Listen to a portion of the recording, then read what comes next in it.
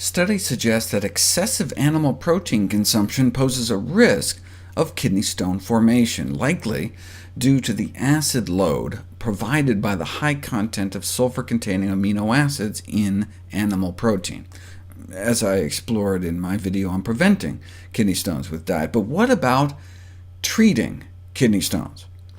Most stones are calcium oxalate, formed like rock candy when the urine becomes supersaturated. So doctors just assumed if they're made out of calcium, we just have to tell people to reduce their calcium intake. So that was like the dietary gospel for kidney stone sufferers, until this study was published in the New England Journal of Medicine, pitting the two diets against one another, low calcium versus low animal protein and salt, and it was the restriction of animal protein and salt that provided greater protection, cutting the risk of having another kidney stone within 5 years in half.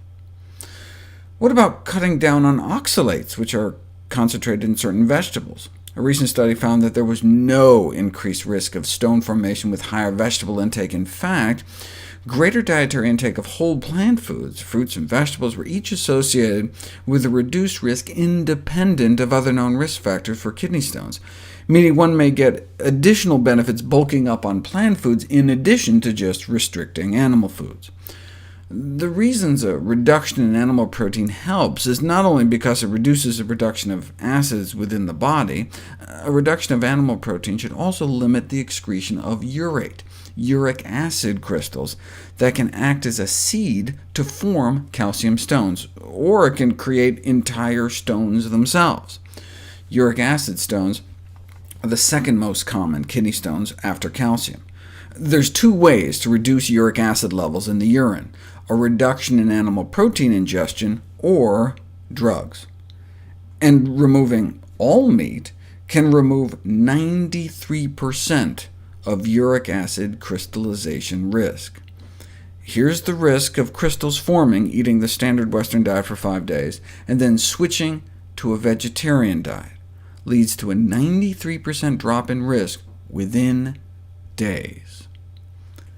To minimize uric acid crystallization, the goal is to get the urine pH up to ideally as high as 6.8, so a number of alkalizing chemicals have been developed. We can naturally alkalize our urine up to the recommended 6.8 using purely dietary means, namely by removing all meat, which takes someone eating the standard Western diet up from an acid 5.95 right up to the target of 6.8 eating a vegetarian diet. You can inexpensively test your own diet with a little bathroom chemistry, for not all plant foods are alkalizing, and not all animal foods are equally acidifying. A so-called lake score was developed, a load of acid to kidney score, which takes into account both the acid load of foods and their typical serving sizes, and can be used to help people modify their diet for the prevention of both uric acid and calcium kidney stones and other diseases. This is what they found.